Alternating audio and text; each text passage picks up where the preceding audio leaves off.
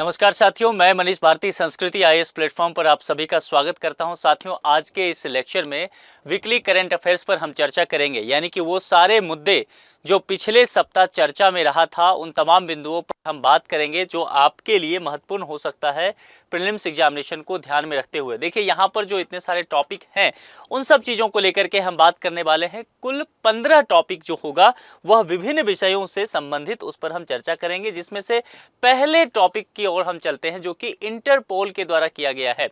Interpole ने जारी किया पहला सिल्वर नोटिस। जरा इसके विषय में समझते हैं कि यह इशू क्या रहा है, किस तरह की बातें की गई है। प्रमुख बिंदु में अगर देखेंगे तो इंटरपोल ने सीमा पार छिपाई गई अवैध संपत्तियों का पता लगाने के लिए प्रायोगिक परियोजना के तहत अपना पहला जिसकी बात हमने कहा कि सिल्वर नोटिस, वो पहला सिल्वर नोटिस जारी कर दिया है।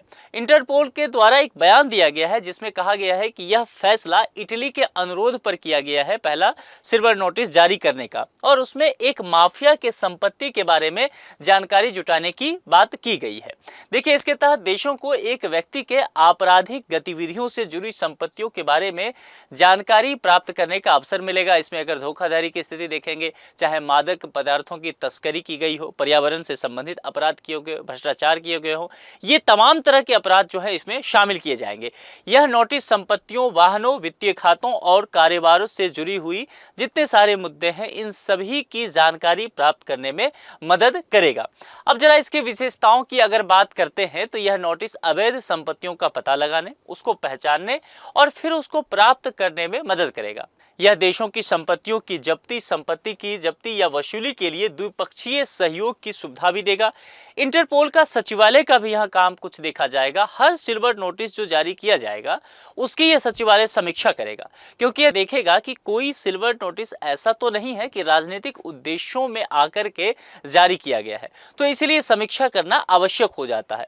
सिल्वर नोटिस से भारत को भी फायदा मिलेगा, और भारत को क्या फायदा मिलेगा कि वो जितने भी अपराधी हैं जो अपनी संपत्ति को किसी दूसरे देश में स्थानांतरित कर देते हैं, यह सोच करके कि इसका पता नहीं लगा सकता है, तो उसके संपत्ति का पता लगाने में फिर मदद मिलेगा। अब दूसरी खबर जो है वह ईवीएम से है।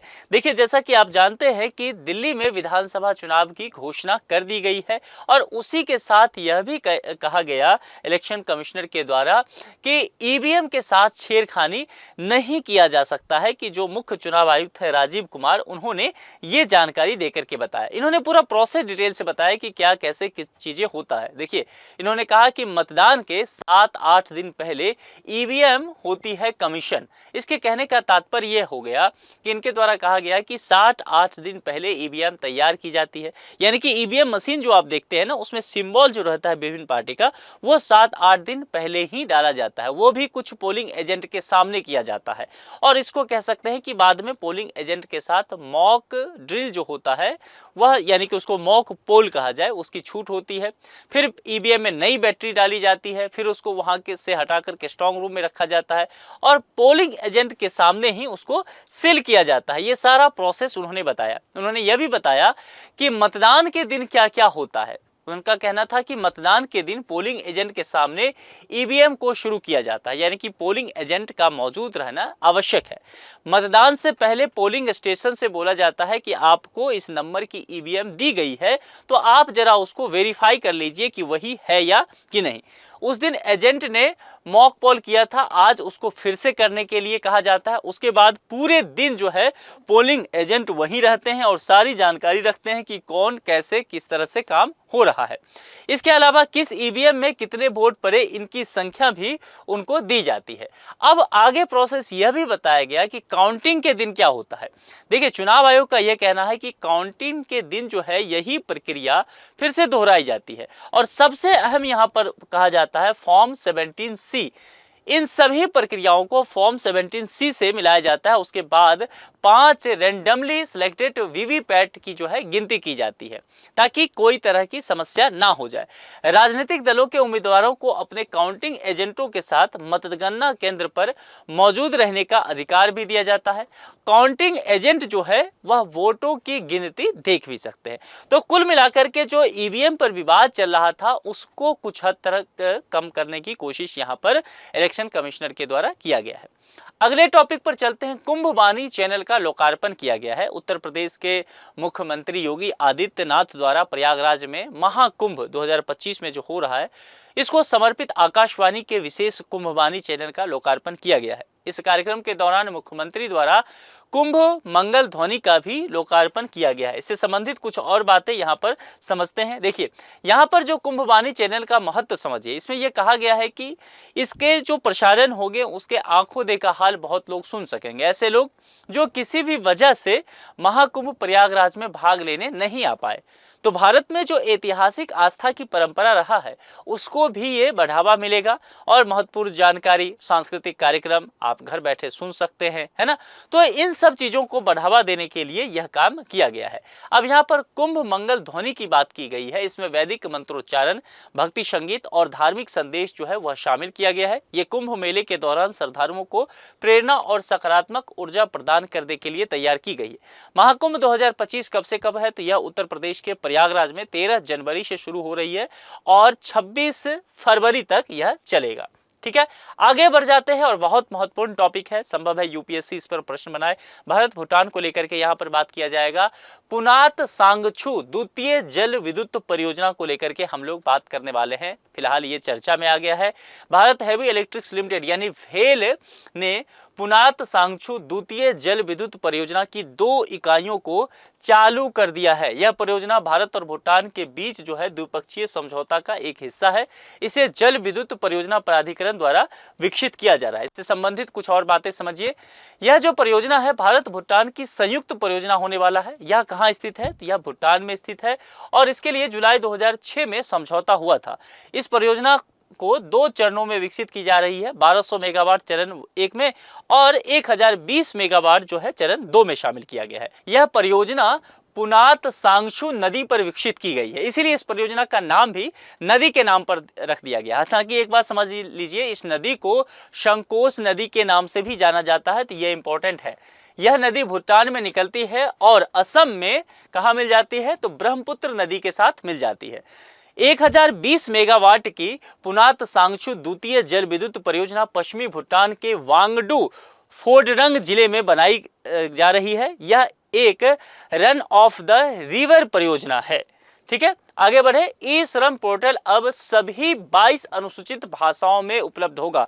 एक बहुत बड़ा कदम लिया गया है। हाल ही में केंद्रीय मंत्री मनसुख मांडविया ने ई श्रम पोर्टल पर बहुभाषी सुविधा का शुभारंभ कर दिया है। यह भारत के श्रमिकों के लिए बहुत महत्वपूर्ण पहल होने वाला है। इससे वो पोर्टल का उपयोग करके अपनी मातृभाषा में सारी जानकारी ले सकेंगे। वो अपनी समस्याओं का समाधान भी आसानी से अपनी भाषा में कर सकेंगे। यह कदम ई श्रम को वन स्टॉप सॉल्यूशन बनाने के लिए सरकार का एक विजन है, उसके अनुरूप ही रखा गया है। इसको इलेक्ट्रॉनिक और सूचना प्रौद्योगिकी मंत्रालय की भाषणी परियोजना का उपयोग करके 22 भाषाओं में अपडेट किया गया है। और इससे पहले यह पोर्टल केवल कुछ ही भाषाओं में उपलब्ध था, जिसमें एक इंग्लिश था, एक हिंदी था, एक कन्नड़ था और एक मराठी में उपलब्ध था। चलिए इसके विषय में थोड़ा सा आप समझ लेते हैं।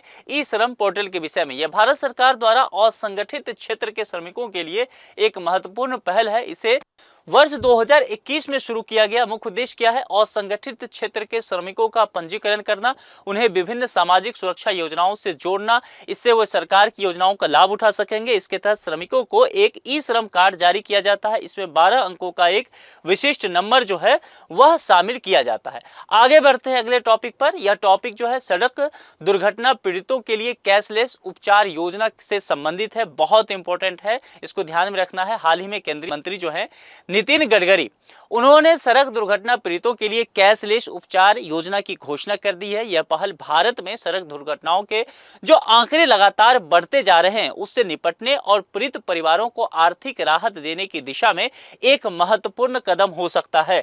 अब यहाँ पर इस विषय में कुछ चीजों को देख लेते हैं। कैशलेस उपचार योजना क्या है? चिकित्सा व्यय कवर करने की अगर बात देखेंगे तो दुर्घटना के 7 दिनों तक अधिकतम 1.5 लाख तक का चिकित्सा व्यय कवर किया जाएगा। दुर्घटना की सूचना 24 घंटे के भीतर जो है पुलिस को देना यहाँ पर अनिवार्य किया गया है। हिट एंड रन मामले का मुआवजा देखेंगे तो इसमें मृतक के परिजनों को 2 लाख का मुआवजा दिया जाएगा। कैसे कार्यान्वयन और विस्तार होगा? तो इस योजना को पहले कुछ राज्यों में पायलट प्रोजेक्ट के तौर पर लागू किया जाएगा। इसे परिष्कृत करने के बाद जल्द ही फिर पूरे देश में लागू करने की बात की गई है। अगले टॉपिक पर आते हैं। भारत के ग्रीन हाउस गैस उत्सर्जन में कहा गया है कि 7.93% की कमी आई है और अपने आप में बहुत अच्छा आंकड़ा भारत के लिए शुभ है। हाल ही में भारत ने जलवायु परिवर्तन और संयुक्त राष्ट्र फ्रेमवर्क कन्वेंशन में अपनी चौथी द्विवार्षिक अद्यतन रिपोर्ट पेश किया है। रिपोर्ट के अनुसार कुछ बातें की गई है और 2019 से 2020 की तुलना की गई है। 2019 की तुलना में कहा गया है कि 2020 में ग्रीन हाउस गैस उत्सर्जन में 7.93% की कमी यहां पर देखी गई है। इस विषय में थोड़ी सी और बात समझते हैं कि रिपोर्ट में क्या क्या दर्ज किया गया है। सतत विकास के लिए बात किया गया है। वर्ष 2005 से 2020 के बीच भारत के सकल घरेलू उत्पाद यानी कि जीडीपी की उत्सर्जन तीव्रता में 36% की कमी की बात की गई है। अक्षय ऊर्जा की बात करेंगे तो अक्टूबर 2024 तक गैर जीवाश्म स्रोतों की हिस्सेदारी जो है 46.52% बताई गई है। वन आवरण की बात करेंगे तो वर्ष 2005 से 2021 के बीच 2.29 बिलियन टन CO2 का अतिरिक्त कार्बन सिंक यहां कहा गया है। अब आगे बढ़ते हैं, बहुत इंपॉर्टेंट है ये और इसको स्टार लगा लीजिए। संभव है कि यूपीएससी यहां से प्रश्न बना सकती है। क्या कहा गया है? इंडोनेशिया ब्रिक्स का 10वां सदस्य बन गया है। हाल ही में इंडोनेशिया को 10वां सदस्य के रूप में सदस्यता दिला दिया गया है। ब्राजील के द्वारा इसकी आधिकारिक घोषणा कर दी गई है। वर्ष 2025 का ब्रिक्स सम्मेलन ब्राजील की अध्यक्षता में ही होगा और इंडोनेशिया को वर्ष 2023 में जोहान्सबर्ग समिट में ही ब्रिक्स में शामिल करने की बात स्पष्ट हो गई थी। यह ब्रिक्स में शामिल होने वाला 10वां देश है। साउथ अफ्रीका ने वर्ष 2023 में ईरान, यूएई, इजिप्ट और इथोपिया के साथ सऊदी अरब को शामिल करने की घोषणा की थी, लेकिन ध्यान देना है सऊदी अरब अभी शामिल नहीं है। इस बात को आप ध्यान देकर के चलिएगा। यहां पर इंडोनेशिया ब्रिक्स में शामिल होने वाला 10वां देश बना है। किस किस ईयर में देखेंगे कितने सारे कंट्री आए हैं। 2010 में दक्षिण अफ्रीका, उसके बाद इंडोनेशिया अभी 2025 में आया है। 2024 में इथोपिया, ईरान, मिस्र और यूएई आया है। तो यहां पर एक बड़ा अपडेट हुआ था, तो इसमें सऊदी अरबिया का नाम नहीं आया, ध्यान रखना है। 2009 में भारत, ब्राजील, चीन और रूस, और 10 में जो आया उसके बाद इसका नाम ब्रिक्स पड़ा था। ठीक है, और फिर इस तरह से पिछले 2 साल में ये अपडेट यहां पर देखने को मिला है। ठीक है, अब वर्ष 2025 के ब्रिक्स सम्मेलन की बात करेंगे तो जुलाई 2025 में ब्रिक्स सम्मेलन ब्राजील की अध्यक्षता में रियो डी जेनेरियो में होगा और इस बार ब्रिक्स का थीम ग्लोबल साउथ रखा गया है। ग्लोबल साउथ टर्म काफी मजबूत हो रहा है और कहा गया है कि भारत इसकी अगुवाई करते हुए नजर आ रहा है। इसमें सदस्य देशों के बीच व्यापार को सुविधाजनक बनाने के लिए पेमेंट गेटवे के विकास का लक्ष्य रखा गया है। वर्ष 2024 में रूस की अध्यक्षता में ब्रिक्स संगठन की बैठक भी इसको लेकर के हो चुकी है। अगेन एक महत्वपूर्ण टॉपिक है, इसरो के नए प्रमुख होंगे वी नारायणन, है ना। और हाल ही में भारत सरकार ने वी नारायणन को इसरो का नया प्रमुख नियुक्त कर दिया है। वह इसरो के अध्यक्ष के रूप में डॉक्टर एस सोमनाथ की जगह लेंगे। इसके अलावा यह अंतरिक्ष विभाग के सचिव का भी कार्यभार संभालेंगे। 24 जनवरी को ये पदभार ग्रहण करेंगे और अगले 2 वर्षों तक या अगली सूचना तक ये इस पद की जिम्मेदारी संभालने वाले हैं। इसरो के बारे में जरा समझ लेते हैं। इसरो के प्रमुख जो नए बनने वाले हैं इनके विषय में जरा समझते हैं। एक प्रसिद्ध वैज्ञानिक हैं, इनके पास जो है रॉकेट और अंतरिक्ष यान प्रणोदन में लगभग 4 दशकों का अनुभव है, लगभग 40 साल का अनुभव रखते हैं। वह एक रॉकेट और स्पेस क्राफ्ट प्रोपल्सन विशेषज्ञ भी हैं और वर्ष 1984 में इसरो में ये आए थे। वह लिक्विड प्रोपल्सन सिस्टम सेंटर के निदेशक बनने से पहले विभिन्न पदों पर कार्य भी कर चुके हैं। जरा इसरो के विषय में समझते हैं। भारतीय अंतरिक्ष अनुसंधान संगठन भारत की राष्ट्रीय अंतरिक्ष एजेंसी है और इसरो ने भारत की प्रतिष्ठा वैश्विक स्तर पर काफी बढ़ाई है। इसरो की स्थापना 15 अगस्त 1969 को हुई थी। उद्देश्य राष्ट्रीय विकास के लिए अंतरिक्ष प्रौद्योगिकी का उपयोग करना और मुख्यालय कहां पर है? बेंगलुरु, कर्नाटक में। अब आगे के टॉपिक पर चलते हैं। 18वां प्रवासी भारतीय दिवस सम्मेलन। अगेन मैं फिर से बता रहा हूं, ये टॉपिक इंपॉर्टेंट है। 18वें प्रवासी भारतीय दिवस का आयोजन ओडिशा द्वारा 8 से 10 जनवरी 2025 तक भुवनेश्वर में किया गया। सम्मेलन का विषय क्या रखा गया, यह इंपॉर्टेंट है, विकसित भारत में प्रवासी भारतीयों का योगदान। प्रवासी भारतीय दिवस के विषय में समझ लीजिए, यह प्रति वर्ष जो है 9 जनवरी को मनाया जाता है। ठीक है, 9 जनवरी को प्रत्येक वर्ष ये होता है। यह महात्मा गांधी के 9 जनवरी 1915 को दक्षिण अफ्रीका से भारत वापस आने की याद में मनाया जाता है। वर्ष 2002 में LM सिंघवी की अध्यक्षता में प्रवासी भारतीयों पर एक उच्च स्तरीय समिति का गठन भी किया गया था। इस समिति में कुछ बातें कही गई थी, जरा इस विषय में समझते हैं। इस समिति ने सिफारिश की थी कि सरकार को प्रवासी भारतीयों के मूल स्थान के संबंधों को नवीनीकृत और मजबूत करना चाहिए। प्रवासी भारतीय दिवस की शुरुआत वर्ष 2003 में हुई थी। वर्ष 2023 में 17वां प्रवासी भारतीय दिवस मध्य प्रदेश के इंदौर में आयोजित किया गया था। वर्ष 2015 से प्रवासी भारतीय दिवस सम्मेलन का आयोजन प्रत्येक 2 वर्ष में एक बार किया जाता है। प्रवासी भारतीय दिवस सम्मेलन का उद्देश्य भारत और उसके वैश्विक प्रवासियों के बीच मजबूत संबंध को बढ़ावा देना है। अब अगले टॉपिक पर चलते हैं जो कि बहुत इंपॉर्टेंट होने वाला है, और यह है भारत पोल पोर्टल। भारत पोल पोर्टल जो है, हाल ही में केंद्रीय गृह एवं सहकारिता मंत्री अमित शाह जी हैं, उन्होंने दिल्ली के जो भारत मंडपम है वहां पर इसका शुभारंभ किया है। अब इसके विषय में जरा सा समझ लेते हैं, यह इंपॉर्टेंट है, चर्चा में रहा है।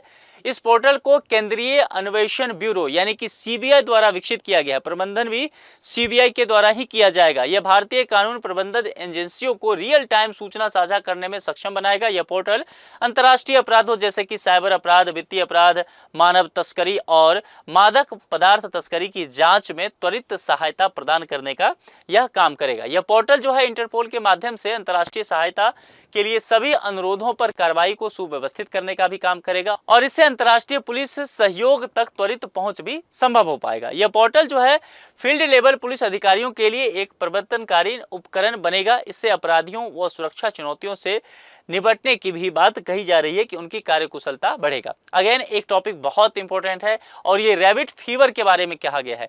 रैबिट फीवर चर्चा में क्यों आ गया है? देखिए, रैबिट फीवर जो है पिछले कुछ वर्षों में अमेरिका में तेजी से बढ़ रहा है, जिससे यह चिंता का विषय बना है। अमेरिकी centre for disease control and prevention यानी कि सीडीसी के अनुसार 2011 और 2022 के बीच रैबिट फीवर के मामलों में 56% तक की वृद्धि देखी गई है। कितने प्रतिशत तक की? कहा गया है कि इसमें 56% तक का वृद्धि हुआ है। अब इसके विषय में जरा समझने की कोशिश करते हैं कि यह क्या है। टुलारेमिया भी इसको कहा जाता है, सामान्य नाम जो है रैबिट फीवर के नाम से जानते हैं, और एक बैक्टीरिया इसके लिए जिम्मेदार बताया जाता है। संक्रमण की गंभीरता की बात करेंगे तो एक दुर्लभ लेकिन गंभीर बैक्टीरियल संक्रमण से इसे जोड़ करके देखा जाता है। मनुष्य में कैसे ये फैलता है?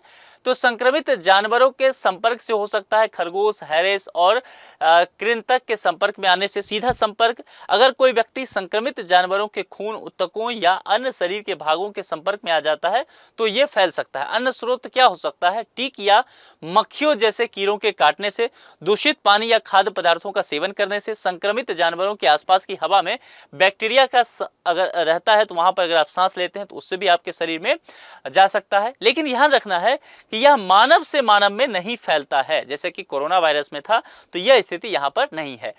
बेन गुरियन नहर परियोजना इंपॉर्टेंट है, इसके बारे में समझ लीजिए। इजराइल जल्द ही सुएज नहर के विकल्प के तौर पर इसे शुरू करने वाला है। उसका एक महत्वाकांक्षी प्रोजेक्ट यह जो है शुरू करने की सोच रहा है, और उसका नाम जो है वह बेन गुरियन नहर है। यहाँ पर ध्यान दीजिए मैप पर, है ना।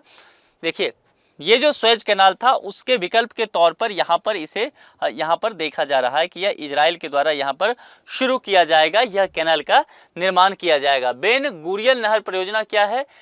इजराइल के संस्थापक डेविड बेन गुरियन यानी कि 1886 से 1973 तक जो रहे उनके नाम पर रखा गया है, और इस नहर की अवधारणा जो है 1963 में ही पेश की गई थी। यह नहर भूमध्य सागर को लाल सागर से जोड़ेगा, जैसा कि मैंने मैप में आपको दिखाया। इसके तहत इजराइल के नेगेव रेगिस्तान के माध्यम से अकाला की खाड़ी से भूमध्य सागर तक एक नई नहर का निर्माण किया जाएगा। यह मिस्र की सुएज नहर का एक विकल्प होगा, चूंकि अभी एकमात्र रास्ता जो है सुएज नहर की स्थिति को लेकर के बताया जाता है। अब जरा एक टॉपिक पर आते हैं, एक केस को लेकर के बात करते हैं जिसको लेकर के बहुत चर्चा किया गया है।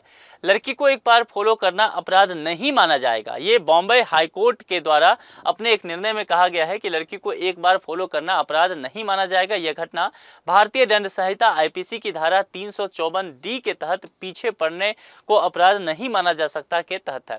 जरा मामला समझने की कोशिश करते हैं। देखिए, यह मामला जो है ना, महाराष्ट्र के अकोला जिले की 14 वर्षीय लड़की के उत्पीड़न से जुड़ा हुआ है। मामला 2020 के जनवरी का है, और इसमें मुख्य आरोपी ने नाबालिग लड़की का पीछा किया और उससे शादी करने की इच्छा जाहिर की। लड़की के मना करने पर भी आरोपी नहीं माना। लड़की के मां ने लड़के के परिवार को भी इस बारे में बताया, फिर भी आरोपी ने लड़की को परेशान करना जारी रखा। 26 अगस्त 2020 को आरोपी ने लड़की के घर में घुस के उससे मुंह दबाया और उसे गलत तरीके से छुआ, ये उस पर आरोप लगा है। इस दौरान दूसरा आरोपी घर के बाहर पहरा देता रहा। निचली अदालत ने आरोपी को आईपीसी की धारा 354 यानी कि महिला की मर्यादा भंग करना, 354D यानी कि पीछा करना, 452 यानी कि गृह अतिक्रमण और 506 आपराधिक धमकी के साथ साथ पॉक्सो एक्ट की धारा 7 और 11 के तहत दोषी ठहराते हुए 3 से 7 साल तक के कठोर कारावास की सजा सुनाई थी। क्योंकि ध्यान दीजिएगा, लड़की नाबालिग था, 14 वर्ष मैंने उम्र बताया, इसीलिए यहाँ पर पॉक्सो एक्ट की धारा जो सेक्शन 7 और सेक्शन 11 है वह लगा। ठीक है, इस फैसले के खिलाफ आरोपी ने हाई कोर्ट में जाकर के अपील कर दिया। अब यहां पर समझिए, हाई कोर्ट ने मुख्य आरोपी का दोष बरकरार रखा लेकिन सजा कम कर दी। देखिए, इस केस का रिव्यू करने के बाद हाई कोर्ट ने कहा कि पीछा करने का केस सिर्फ एक वाक्य के आधार पर दर्ज किया गया है। जब आरोपी ने लड़की का नदी तक पीछा किया था, कथित तौर पर यह कहा गया, तो आईपीसी की धारा 354 के तहत यह जरूरी है कि आरोपी ने लगातार विक्टिम का पीछा किया हो, उसे लगातार देखा हो, फिजिकली या डिजिटल तरीके से उससे कांटेक्ट करने की कोशिश की हो।